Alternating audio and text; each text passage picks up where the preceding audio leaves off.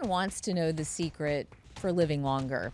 But longevity is not just about years. It's about energy, vitality, and health span. As the conversation around health and aging and longevity starts to boil, really coming to a simmer, with everybody running in every direction to understand what healthy aging really means, many of you are only more confused, and I honestly don't blame you. In this episode, I'll explore the science of aging, the biomarkers that matter, and the practical steps you can take right now to add healthy years to your life. Hi everyone, it's Dr. Taz. Before we get into today's episode, I just want to pause and say thank you. Your messages, your shares, your stories are the reason we make Whole Plus. Every conversation here is about connecting the science, the intuition, and everyday life together so you can feel more like yourself again. If you haven't already, hit that subscribe or follow button. It helps us reach more people who need this. All right, let's begin. We are all living longer, but are we really living better? When I look at the chatter and the noise, whether it's in research or whether it's in the exam room or whether it's just in conversation, it seems like there's a lot of debate on what is aging, what does it mean for each of us, but most importantly, how do we really begin and execute a plan to support us as we go through the decades? There are a number of different things to be aware of when it comes to healthy aging. And in this next episode, we're going to spend some time breaking it all down. But first, I want you to really understand the context that we are all living in today. I was doing some prep for this episode, and I always find these stats fascinating. Take this, for example. By 2030, this is from the World Health Organization.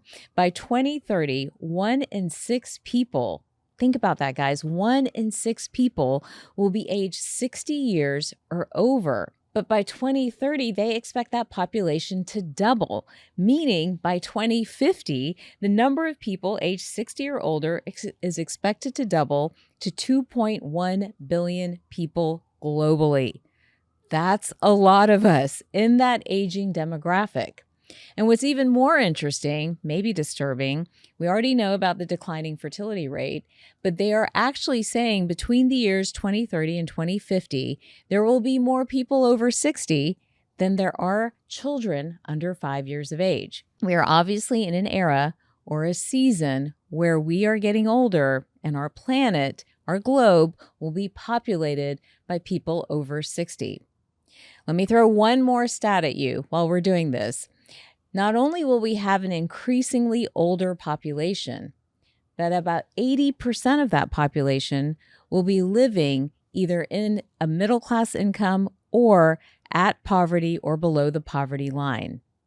This is a problem when it comes to health and healthcare, and it's a problem for all of us, no matter where we are in our journeys, no matter where we are in our lives.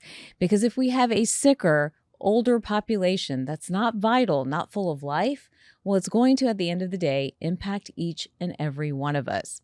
That's why I think it's so important to really talk about aging and talk about it in the context that it was meant to be discussed thousands of years ago. If we turn the clock back and look at Chinese medicine or Ayurvedic medicine, for example, or look deeply into older Eastern cultures that have been around for a really long period of time, aging was not something to be feared. Aging was actually a period of time where you sort of graduated into a respectful, honored, revered role within your family and within your community. There are books written, there are novels, it's in our religious text about how the elders influenced families, young people, guided them, directed them, and in turn, they were sought after for their advice and their mentorship. Meanwhile, the transaction there was that the younger folks were responsible for taking care of their elderly. So nobody lived in isolation or separated from one another. So aging was a part of the human journey, and a beautiful one at that. Today, the way Western culture has built the construct of aging, we see aging as something negative or bad or something to be feared. Day in and day out, whether it's somebody in my family or one of my patients, my own parents, somebody says something to the extent of, getting old sucks. But does it really? And does it really have to be that way? And my pushback is no. There are better ways to think about aging, to build a plan for healthy aging, and at some level and at some extent, just to even get rid of the term. There's some ground rules that I would love to set with you as we are talking about this, and I'm carrying around all these numbers and stats so that I also am delivering the right information. But here's ground rule number one. Aging is reversible and on a spectrum. That means that your age, your number, is kind of irrelevant. And we really should be thinking about it in different ways. Some people have talked about something like your biological age, right? Or your real age. These are all things that are actually very valid, because I'm sure you'll agree with me that someone who's 50 can look very different across demographics, right? Someone who's 80 can be full of life and energy and running marathons and heavy lifting and doing so many things that a 50-year-old can't do, or they can have multiple medical conditions. Here are the stats and where they stand today. First of all, when we think about our elderly and aging, here's the disease burden over 60. Today, across the globe, this is not just for the United States of America, but across the globe, 30% of adults over the age of 60 are obese.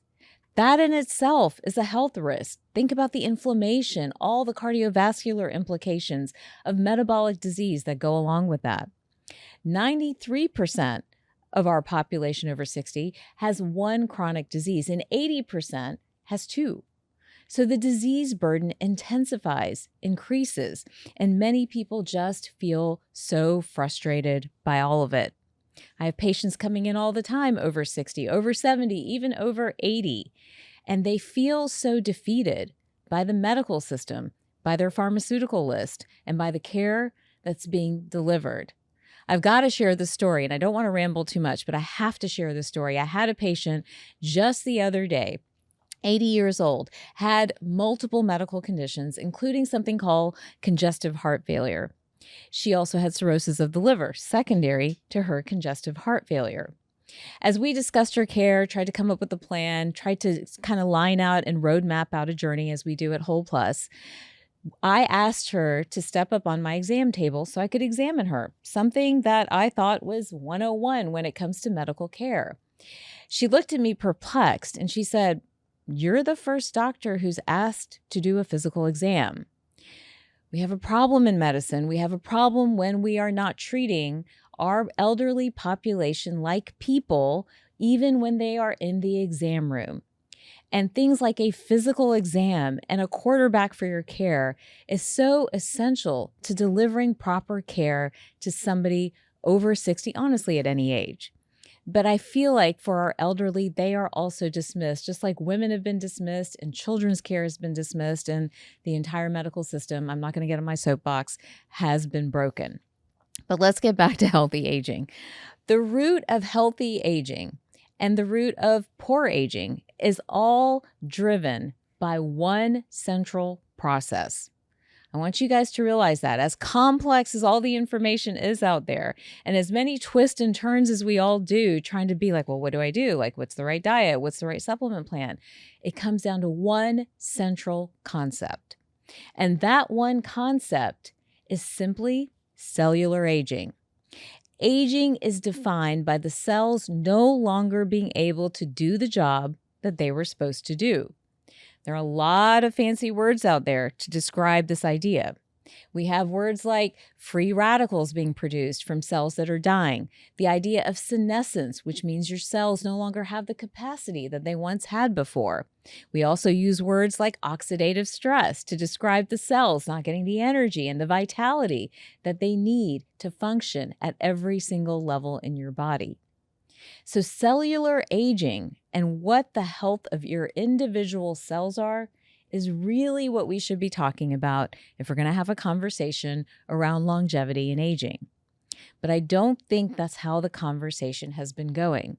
Instead, we've been using terms like biohacking. We've been talking about stuff like the health span, which is important. The health span is sort of the average journey of your life over the course of many years. We talk about preventive screenings, right? Checking off the box, the DEXA scan, the colonoscopy, the heart scans, all the different things you need to do to quote unquote check and make sure nothing has developed. But what if that is too late? What if we're entering this conversation around healthy aging and longevity way too late when we're just looking for physical ailments on a scan?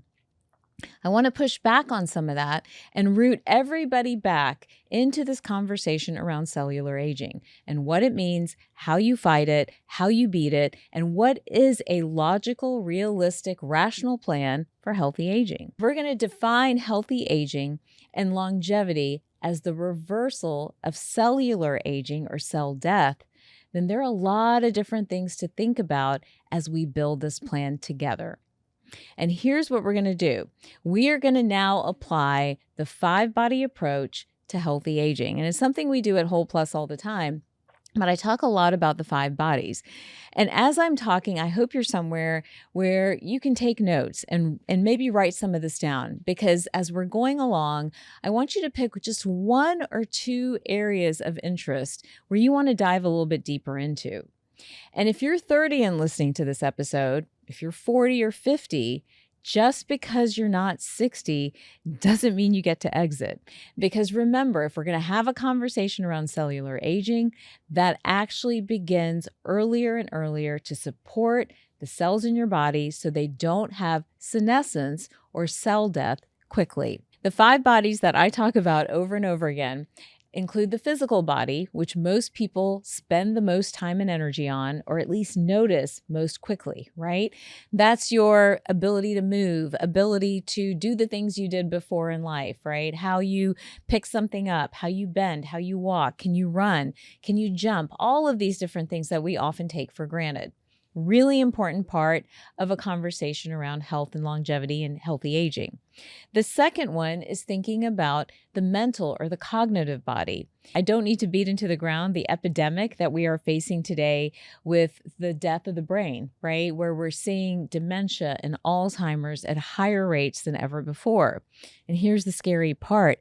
We haven't even hit the generation that has had a lifelong history of ADD, ADHD, anxiety, and depression. So the mental body is one that we need to stay on top of when we're talking about longevity. The next one is the emotional body, and this one's really important and probably sort of couples with some of the other bodies that I often talk about. The emotional body is how we feel, right? How we are moving through the day, and it's very tied and connected to our energetic or our spiritual body and to the community in which we live. Many of you have seen the Live to 100 documentary with Dan Buttner. Hopefully I can get him on the show if you're listening. But essentially, he went into the blue zones scattered across the world, right? Okinawa, Japan, Sardinia, an area in California as well, and was looking for what made those people healthy. Why did they do better? Why did they live longer? And it kind of came down to these particular areas of our bodies, our community body, our spiritual body, and our emotional body. Because when you feel good, cell death does not happen as quickly. That's right. All of these bodies are interconnected and communicating with one another. All right, but let's get into the tactics, right? How do we have a healthy approach to aging and longevity? And with all the science that's evolving, what really matters right now in our day-to-day lives and what maybe needs a little bit more investigation. So one of the things that, many of you have seen and maybe for a period of time was a fad and then went away was this idea of controlling your diet and what does diet mean for healthy aging and longevity?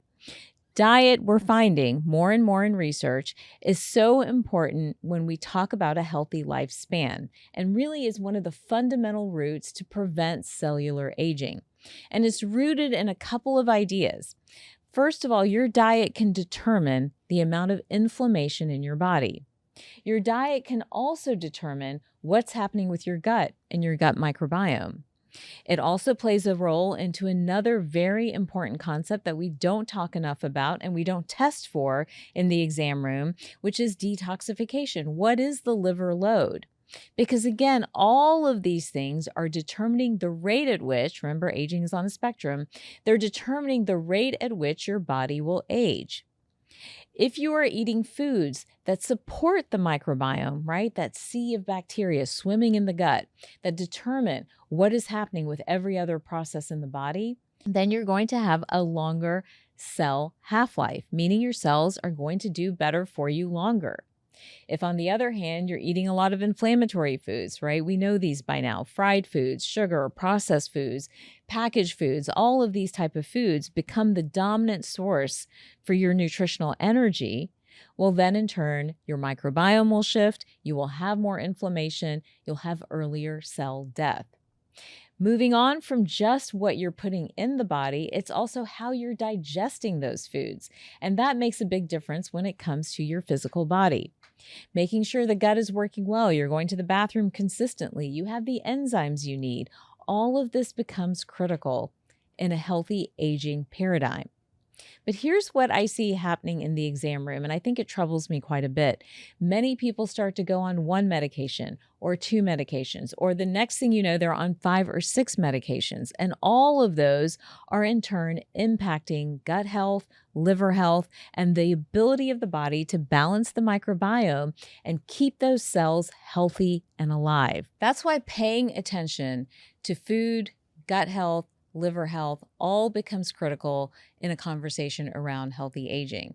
And unfortunately, for many people, the conversation seems limited to take a medication, take this particular peptide. All of that is going to solve the problem. Instead, we need to start with food first, with gut health and liver health when we're thinking about keeping cells healthy and alive. Now, one of the topics that has come up a lot when it comes to healthy aging is, do you fast or do you not fast? What really is the right approach to food when it comes to aging and cell health? And one of the biggest debates has been, should we intermittent fast? Now, the reason this has come under debate more recently is because we've learned that with extreme fasting, right, extreme caloric restriction, many people are not getting the nutrients they need. And if the conversation keeps going back, I want to reorient you back, that the conversation keeps going back to cell health and cell life, then we know if we're not getting the antioxidants we need, the protein we need, it's going to lead to earlier muscle death, earlier, overall cellular degeneration. So getting in calories is important, but the right amount seems to be the key. Here are some early studies on caloric restriction, and they actually encouraged periods of intermittent fasting or fasting for people over 60. And it's important to make that differentiation, because I think when we tell women who are going through menopause, or we tell, younger people who might be super stressed to do intermittent fasting, it actually works against them. But I think cyclical intermittent fasting is what the research is showing that will ultimately be the most helpful when it comes to healthy aging.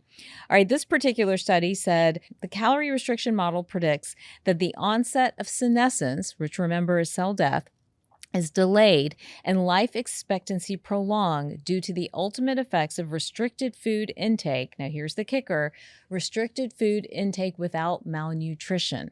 So again, if we're doing it in a way where you're getting the protein grams, you're getting your antioxidants in, but you're not overeating or over consuming, that's the sweet spot when it comes to food for healthy aging.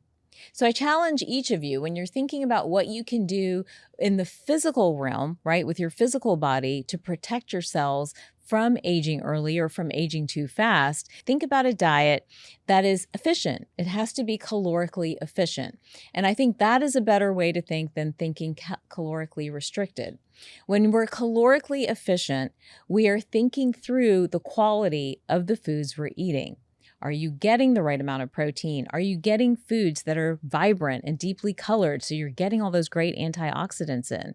Are you getting the fiber for good gut motility and good gut bacteria, which in turn help to lower your toxic load and help the liver to do its work? So diet is a cornerstone when it comes to healthy aging and advancing the lifespan, and especially when we're focused in on that physical body. There's another piece of longevity that becomes very important when we're talking about the physical body, and that ties us back to movement. And this is another area where I feel like many of you already know some of the science and the research. But again, we know that movement as we get older becomes critical.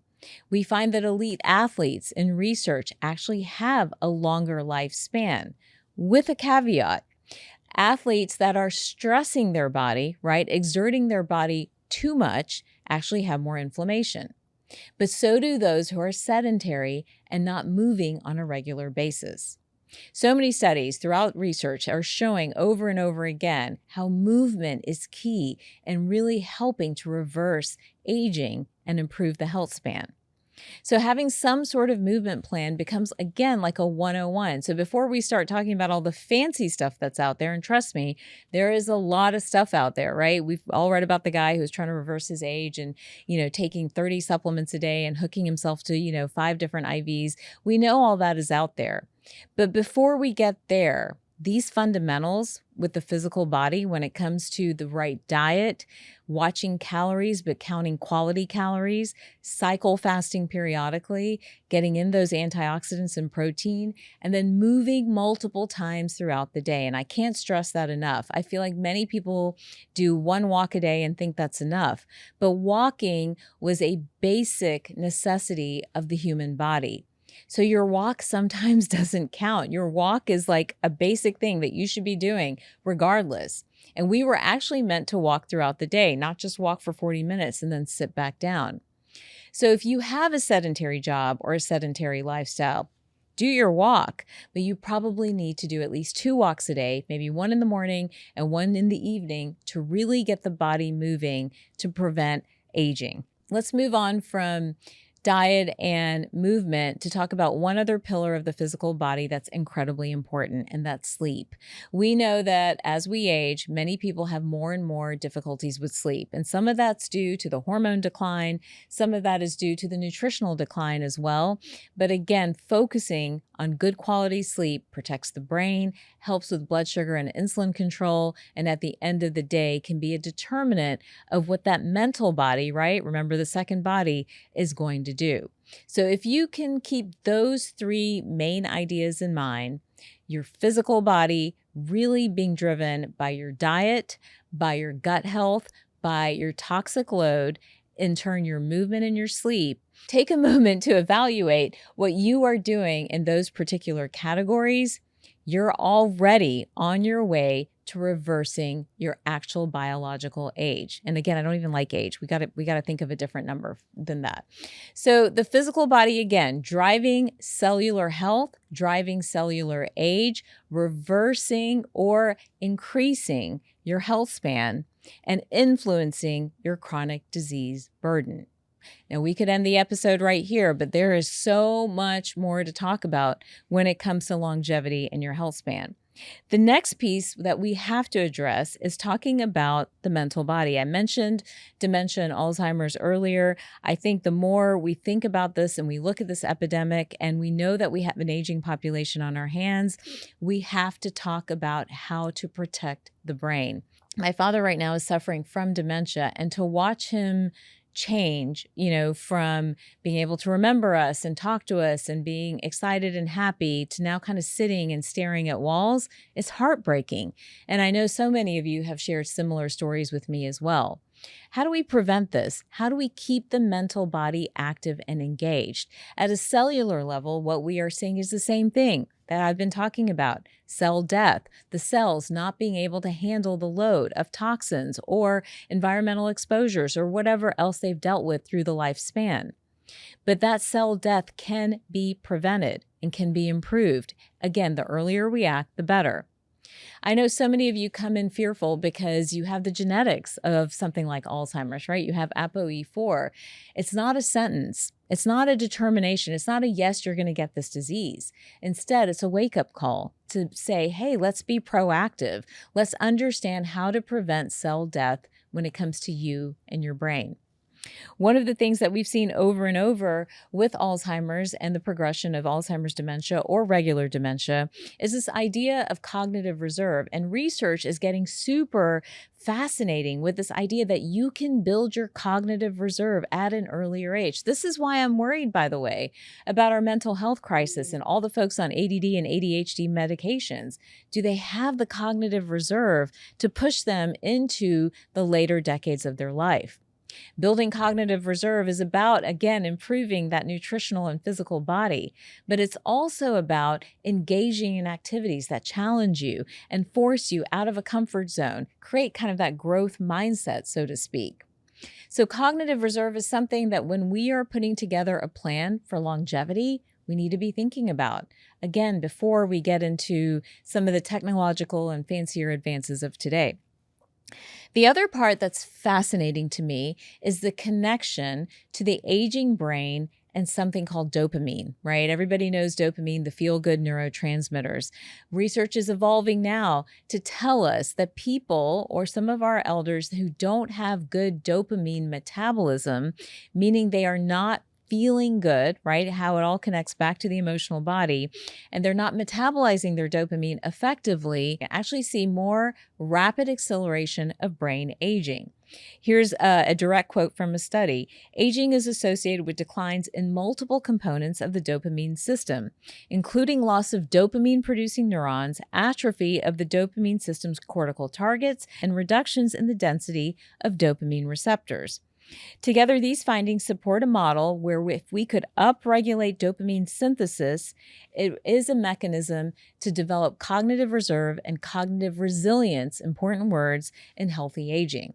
So what does that mean? What's the translation of all of that from this particular study that I've been looking at? Essentially, we are saying that there's an emotional connection and a physical connection to what the brain is going to do. And again, going back to my dad, this is something I saw with him. He experienced a particular emotional trauma after which his dementia set in. So again, these bodies are connected, and it's exactly what we've seen in other documentaries and other work on healthy aging, where our elders do better at any age when they're in community and when they have the emotional connectedness that we as human beings so deeply crave. So the emotional body is tied both to the physical and the mental body. And this is something I've talked about over and over again. And it's a very important concept in systems of medicine like Chinese medicine and Ayurvedic medicine, where they really wrapped all of it together. They would actually map the meridian that would give you an emotional deficit, a physical deficit, a mental deficit, and work really hard to balance all of it. And some of the joy of the work that I've been able to do over these years is to find that sort of modality match lab work and what the patient is experiencing and going through. And it's something we continue to do today at Whole Plus. So when we put all of this together, I want to bring up one more aspect of healthy aging before we talk about future technologies. And that is really thinking how not only about the emotional body, but how the emotional body, the energetic or the spiritual body, and the community body are linked. There's been a lot of work talking about the role of spirituality in aging. And when I went back to the literature to see what people are saying and talking about and researching, it's fascinating.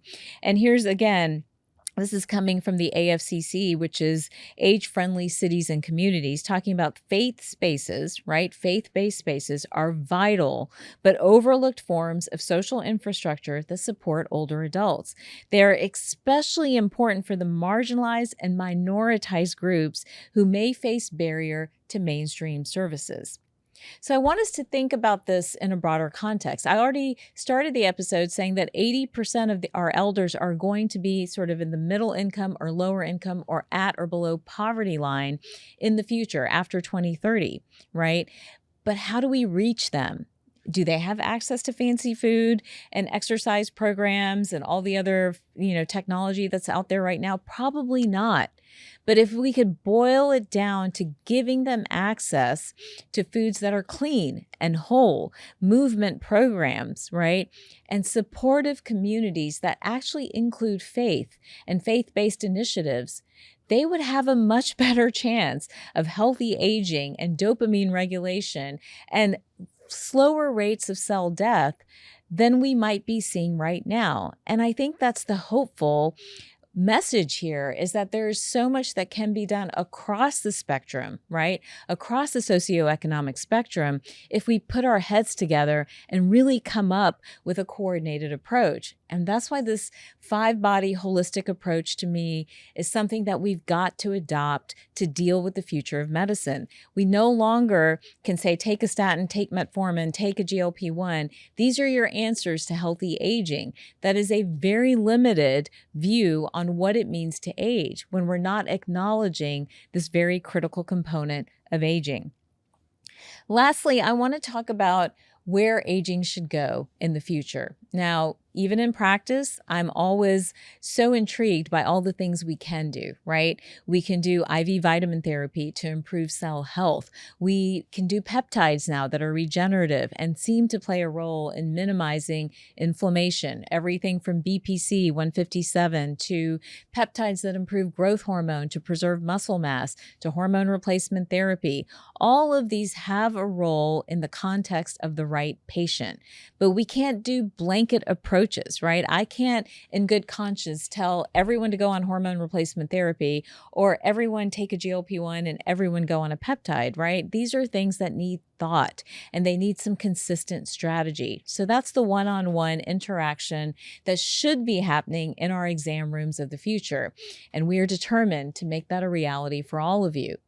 But in the interim, these basics of bringing your physical body to a place where diet, movement, and sleep are prioritized, right? Thinking about it in the context of cell health, where you're doing some level of cyclical fasting, right? Where movement includes multiple forms of movement throughout the day, not a singular form of movement. And then where sleep is prioritized. I mean, I think even Hippocrates put people in sleep chambers, so many thousands of years ago. And where thinking about the brain is thinking about it in terms of cognitive reserve and cognitive resilience and emotional health, all tied to physical health, but also tied to community and spirituality. To me, that's a paradigm for healthy aging that truly is positive aging, which is a term being used for now to think about aging in a positive light, right? Like they did thousands of years ago, where you graduated. It was a privilege to age. There was so much waiting for you to really serve in this next role of your life and to really be of advice and counsel to the many people that you love and to the communities that supported you in your youth. This is my dream for what longevity and aging should look like. And I haven't even talked in depth about all the technological biohacking sort of advances that are out there today. And why? Because they're not accessible to everyone. We can do another episode on that. But before we get to that, these are the basics that we have to pay attention to. The 5-body approach applies to many different conditions when it comes to health, but definitely applies to our discussions around longevity and healthy aging. And if we look at the numbers and the stats and understand where our population is headed, it's time we all wake up and prioritize these pillars when it comes to healthy aging and start to reject age as a number, but think instead about cellular health and your cellular age. Longevity is built day by day. If you want to keep learning, subscribe and join me here every week. And visit wholeplus.co, that's wholeplus.co, for resources that can help you start your longevity journey right here, right now, and today.